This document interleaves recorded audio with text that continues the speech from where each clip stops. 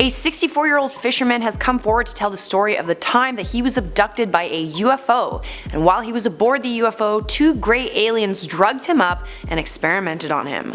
I'm gonna tell you everything you need to know here for you on I.O. Welcome back to I.O. I'm Charlotte Jober, and honestly, I would be down to be abducted by aliens.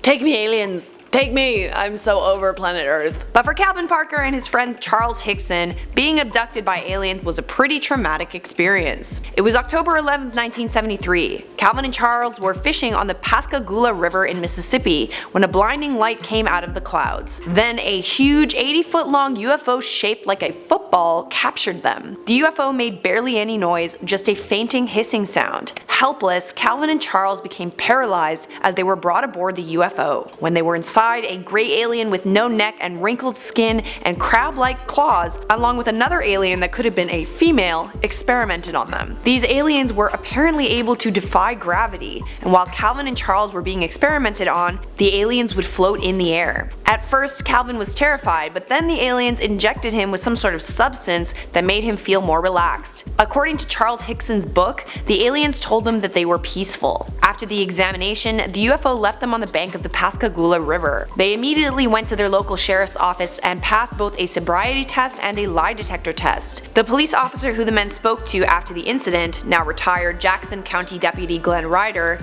said both the men passed polygraph tests and were secretly recorded. Obviously this was the 70s, there was a lot of interest in UFOs and extraterrestrials, so Calvin and Charles got a lot of media attention over their alleged encounter. The incident became known as the Pascagoula Abduction. Charles loved the attention, Calvin didn't. He didn't want to talk about it. But after 45 years, Calvin has come forward to share his story. Charles died a few years ago, and Calvin is in poor health. He believes he only has a short time left to reveal the truth of what happened to him. Calvin has documented his experience in a book entitled My Story, Calvin Parker. Obviously there are some skeptics who claim that the Pascagoula abduction was an elaborate hoax.